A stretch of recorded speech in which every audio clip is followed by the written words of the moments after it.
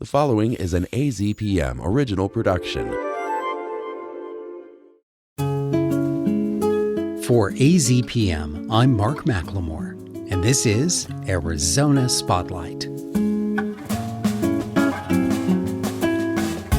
Coming up, learn about one of the longest road trips you can take in the entire world, from northern Alaska to southern Argentina. It's part of the new show, Pati Jinich Explores Panamericana, which premieres next week on PBS. Tony Paniagua talks with Pati Jinich about the adventure.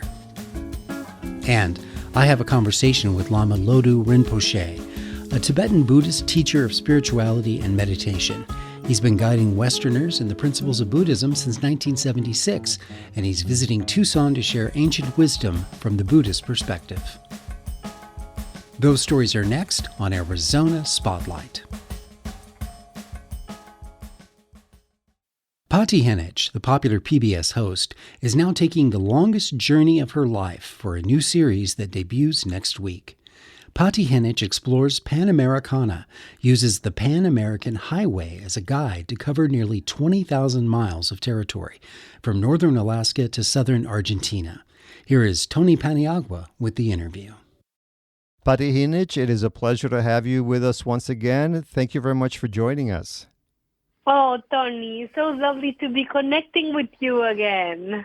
Let's begin with the obvious question many people might have. You've been working on multiple shows throughout the years, but now we have a new one called Pati Jinich Explores Panamericana. When did that idea come about, and why did you decide to go forward? I was doing La Frontera, the docu-series that I remember you and I talked about, where I trekked the entire U.S.-Mexico border, meeting people from both sides of the border and connecting with the communities, the 31 million people that live in the borderlands, and just bringing the microphone without any political intent, just trying to see what it's like to live where you can have access to both worlds continuously. And that was fascinating. And that really prompted me to open my heart and a door as to reconnecting with my past and my family's past. Tony, I come from a long line of refugees who made the Americas their home. So in different historical times, on my father's side, there were Polish farmers who fled in the 19-teens. They were persecuted. They were trying to come to the U.S., but the Polish quota had been filled. They found their way into Mexico through Veracruz and made Mexico their home. And through my mother's side, they were fleeing the Holocaust. That was 20 years later. They also tried to come to the U.S., and the Jewish quota had been filled. So again, they found their way into Mexico and made Mexico their home. And here is a very grateful Mexican. Generations later, my entire family is in Mexico. I love Mexico, and I've built a life of trying to forge bonds between Mexico and other countries, especially the U.S. So I wanted to connect as to what has made the Americas, the entirety of the hemisphere, have such an allure. People through different historical times, immigration waves, making their way to the Americas, searching for freedom, searching for safety. What is it about the Americas that connects us all? And not only the immigrants that made it into the Americas, the United States, the people from the UK, Mexico and Central South America, people from Spain, from France, from Portugal, but mostly the people who were already in the Americas and have continuously tried to make the Americas their home.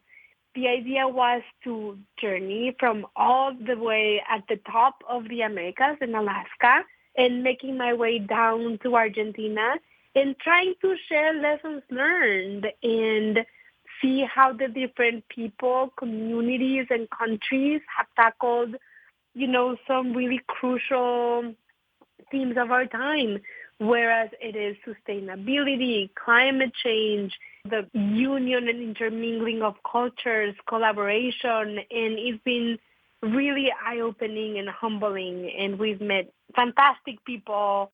That's one of the fascinating things about your shows is that you really concentrate on the people behind the subject matter. For example, you're talking about food, but food is not disconnected from the people that make it happen. Yeah.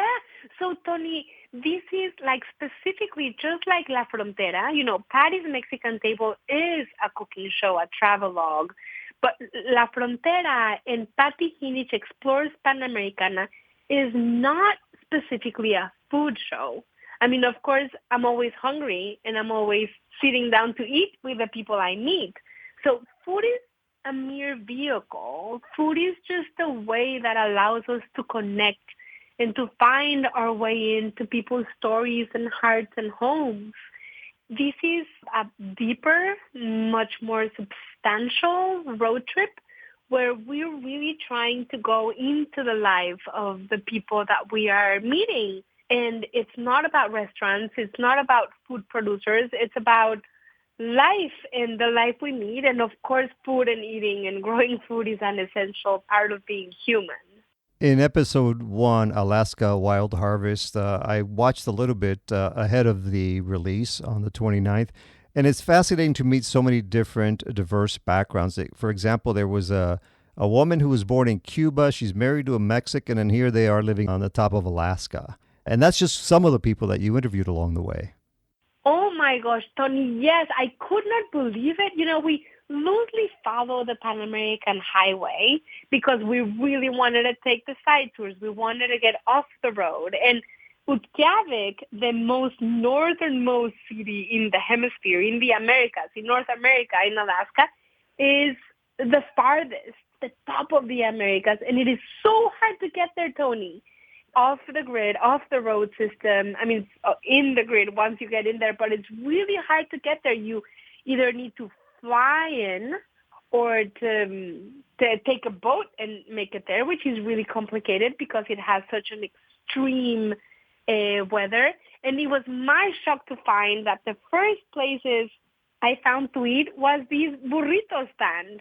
So it's incredible to see. I love taking the pulse of where our food, our ingredients, our people go throughout the world and seeing just how ingrained Mexican food is in the entirety of the hemisphere is really humbling. And so, yes, I met this woman from Cuba who's married to a Mexican who are making the most incredible fajitas and burritos.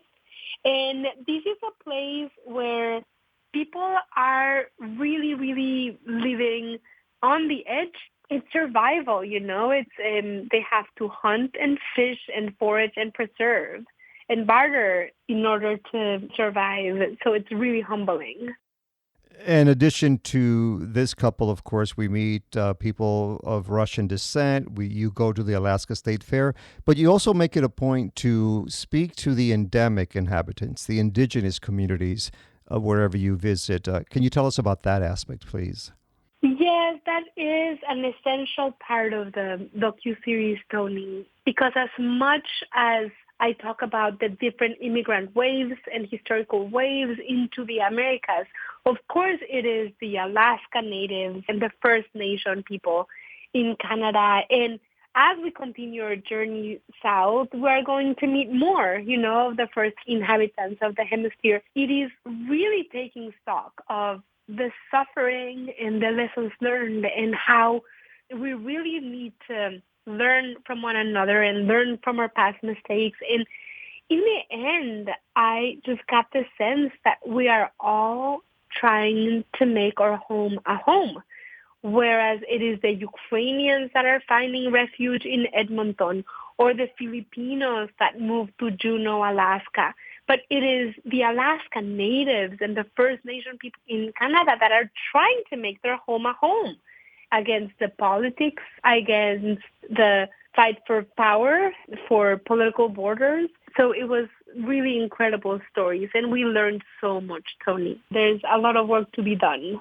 Pati, where are you right now on the Panamericana Highway? Are you on the map somewhere still, or have you guys concluded your journey all the way down to South America? So now I'm back in D.C., Tony. We're taking it a chunk at a time. So season 1 took us from all the way at the top of Alaska to the bottom of Western Canada. And that is 3 hours. And that took us almost a month and a half to film on the road. And we're hoping that season 2 will take us across the lower 48, which I had never heard that term until I made it to Alaska. But I'm hoping to cross Montana, Wyoming, Colorado, and get back to the U.S.-Mexico borderlands, and then continue our journey south. So you'll be traveling maybe like a bird goes from Alaska in their summer home down to South America for their winter home or something like that. Here's hoping, Tony, and I will be telling you lots of other Mexican foodways that I'm finding along the way. Any idea on when we can see the remaining episodes that are in the works? Is this a 2 or 3 year venture? Yeah, so the first 3 episodes will premiere. The first episode, Tuesday, April 29, 9 p.m., and then the 2 consecutive Tuesdays, so May 6th, right around Cinco de Mayo, and May 13. And then we're going to get to work on the next chunk of the Panamericana Highway, hopefully to be released next year. I hope that your viewers and followers and listeners will tune in because the stories are really moving and the food was amazing and the journey was incredible. Pati Jinich from Explores Panamericana, among several other programs that air on PBS. Thank you very much. It's been a pleasure to speak with you again. Thank you, Tony. Lovely to hear your voice. Next time in person, it shall be. You can find a complete schedule for the debut series of Panamericana airing on PBS 6 on our webpage at azpm.org. Lama Lodu Rinpoche is a Tibetan Buddhist teacher of spirituality and meditation. He's visiting Tucson this weekend to give 3 days of presentations at the Bodhisattva Institute in Tucson, followed by a short residency to work with dedicated practitioners. He was sent from Tibet to San Francisco in 1976, and since then the Lama has specialized in guiding Westerners through the principles of Buddhism, sharing ancient wisdom he has gathered from around the world. Knowing little about this subject, my interest was piqued by talking with local musician John Koinman, who begins this interview by sharing his own connection to this ancient and peaceful religious philosophy. Well, first of all, thank you for having us here, Mark. It's a pleasure. It's a really wonderful gesture that to let us come on. And I'm a member of the Bodhisattva Institute here in Tucson. Okay. And joined a few years ago. And the Bodhisattva Institute is a center here in Tucson. It's located in Midtown. We study Tibetan Buddhism and practice meditation. And Lama Lodu Rinpoche comes frequently and teaches. And we're affiliated with his main center in San Francisco, KDK. How did Buddhism come into your life as a Westerner? Why does this philosophy appeal to you? I became interested and became a student of Tibetan Buddhism in 1980. And I had just moved from San Francisco to Los Angeles. I was spent the decade in the 70s in San Francisco building bands, recording, writing, publishing, trying to get record deals. And I felt like I had spent as much time as I needed to up there, so I moved to Los Angeles. But I was totally lost emotionally and spiritually. When you say you were lost, can you define that a little bit for us? I don't know. Lost is a broad term, but basically, I just felt like an untethered boat in the ocean. I think that's something a lot of people can sympathize with. And so, through a lot of different auspicious circumstances, I don't need to go into them right now, but I met a Tibetan Buddhist teacher who was an American woman who started to teach me meditation. I gravitated toward it immediately. And it was during that period in the late 70s and the early 80s, a lot of Tibetan meditation masters came over to the West to teach. And I was lucky enough to be in L.A. when all of that began to happen. And so I began to go to all these teachings and have been studying it for years since. And I felt like that it gave me an understanding of life and a direction that I'd never had before. I'd like you to explain a little more about that, John, because when you talk about feeling untethered, I don't, from my perspective, see how meditation would help you to become tethered. Like, explain how What need was fulfilled when you started following this path? I think Lama Lodu Rinpoche could probably speak better than myself about this, but it gave me a sense of connection to the world because I felt separate from people. I felt separate from the world. I felt separate from religion. I felt apart from everything, even though I continually was involved in the whole world and playing music and everything. I just felt disconnected, and this gave me a sense of being connected to something that was very profound. My teacher, she defined this practice as a practical mysticism, and it gave me a chance to stop focusing on myself so much and begin focusing on developing compassion, loving kindness for other people. Lama Lodu, thank you so much for being here today and joining us. When you hear John's story, is it a familiar one to you? I think so, because I've been in the Western world for 50 years now. So 50 years. Many people have same story like he did. When you first sit down with someone who may be coming to you like John came to his teacher and said, I feel disconnected to the world around me, can you help? What is your answer? My answer is that I'm looking not from the culturally, I'm looking from spiritually within the inside, within yourself. So that's no matter whom you are, a human being, Tibetan human being, but American is human being. Sure. So everyone have same. One thing the same. The culture different. And influenced differently by the culturally and different way to think, but your egos. Doesn't matter. Equals. Ego, self-cherishing. Egoism, like me, mine, possessive.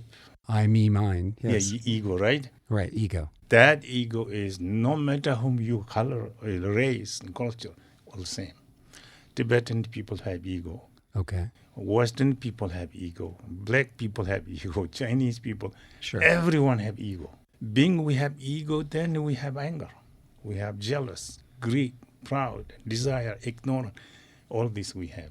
So this is not American things, in Tibetan things. This in general way the human being live this. And then they have lots of contributing the suffering and pain to each other by your ego. Then you get also some sport there, but supporting by not pure-hearted. They sporting they expect to return. I want to do something good. I'm going to do good to you. I'm not giving from my heart. I give you this, you will give me something. Okay, yeah. Transactional nature of being is very common. A simple way to think. I think children think often that way. Yes, exactly. Buddha says human being is children. Yeah. Human being act like children. Yeah. So that is what Buddha says. I believe on that because due to our wisdom is so weak, so low, we are acting like children. Well, then how do we grow to have a more positive relationship with our own egos, but also with those around us? So that is the what important become spiritual in general. Uh-huh. For my case, in particularly Buddhist, my father, I came here now almost 50 years in United States. Uh-huh. You've been here since 1976. Yes, long time. So I think that is what train learn from this United States, American people. What is something that if you could talk to yourself from 1976, what is some advice that you would give yourself? What I learned is that when I come here, I live with Tibetan people. I eat Tibetan food and live in Tibetan culture, and especially very heavy influenced by my spiritual Buddhism practice. Yes. Then I come here, they throw me nowhere I know this. I don't know language. I never see these kind of people. Rarely I can see, tourists over there. We just love to watch them with some people coming somewhere. Well, I can imagine how overwhelming it must have been the first time you went to an American grocery store. Yes, Yeah. yes. Even go to kitchen, fruit. So, what would you have said to yourself then? Would you say embrace the American lifestyle, become more acclimated to the American way of life, or would you say hold on to your Tibetanness, don't lose it? Well, of course, I'm still holding my culture, Yes. and Mali culture would very much influence like Buddhist. But then what I find is my culture is not good as other culture, same. But within my culture, I have spiritual Buddhist path. Your bond with your culture helps you with your spirituality? I mean, Yes, but, you find your spirituality through your origins, through being Tibetan. Yes, because that's my culture. One is culture adopted this religion, Buddhist religion. So I'm influenced by, but still culture is culture. That is just like American culture. Who live there is someone who have ego, some have anger, jealous, greed, and so everyone same as American have. We don't have different than what American have, but different way use express this. Again, I'm saying is correlating the culture. I don't see different than your culture, my culture. I do differently. You do differently. Our emotion, afflicting ego is the same. But my spiritual giving me, don't touch that. That fire can burn you, My culture and my religion teach me don't act immediately. That you need compassion for your anger to subside. That's very important. I learned from that, my religion. But when you dedicate as monastery, become training seriously, then you hearing all the time teacher give that things, and then you learning and practicing, so you get more aware and more careful, and then we will discipline ourselves to not to go that boundary. Do you think, from your perspective, that many Americans, many Westerners lack discipline? I think American need to discipline, or Tibetan also need to discipline, Yeah. You know how to discipline, that's the one thing. So you do really discipline is another thing. And Tibetan people, I'm not saying Tibetan people is special. No, we have problem. Our ego is big as the American people. This is the main point. Buddha says, first I can see the quote from Buddha says, you do not act sinful deed. You do not allow your anger, desire, stupidity. And these three poison, we call three mind poison, anger, desire, stupidity. With that emotion, with your mind, then you speech wrong and action wrong, a physical wrong, and a mental wrong. Yeah. You lost the compassion, lost the belief, trust, competent, positive. So this is the cause you suffering, he says, Buddha says. So do not make any sins, because the sins cause you suffering, the pain, physically and mentally.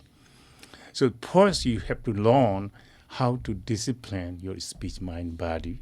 It sounds like you're speaking to intention. When we commit acts with or against other people, that our intention needs to be centered, needs to be come from a good place. Yes, that's the reason we say meditation is important. Meditation means your mind quiet, free from the thought.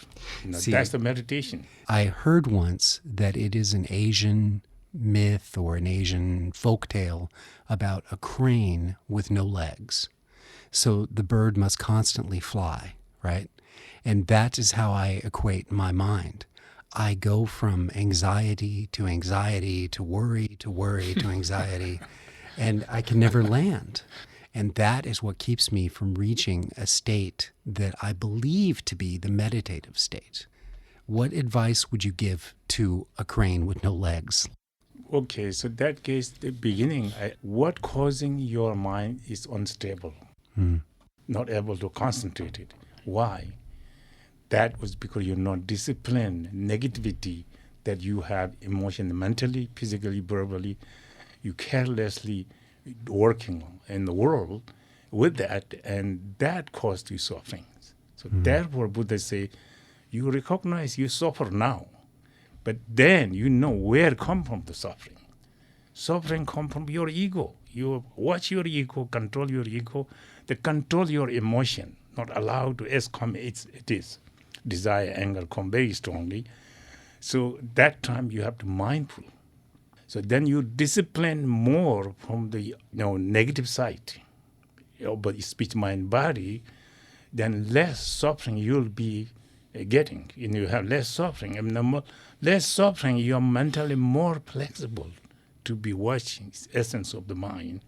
So first Buddha said, Dikpachi meditations, do not do any crime to sinful deed.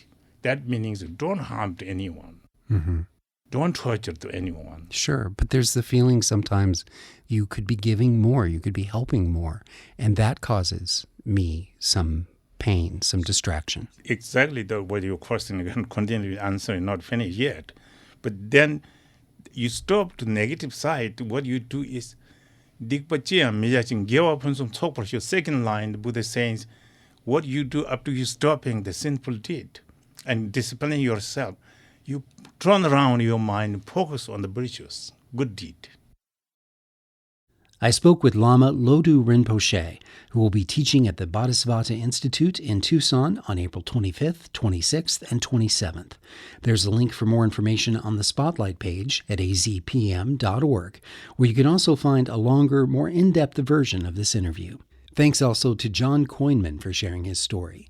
And thank you for listening to Arizona Spotlight. This show is a production of AZPM. The production engineer is Jim Blackwood. The assistant producer is Sophia Hammer. I'm producer and host Mark McLemore. AZPM podcasts are made possible in part by donations from listeners like you. Learn more at support.azpm.org. Thank you.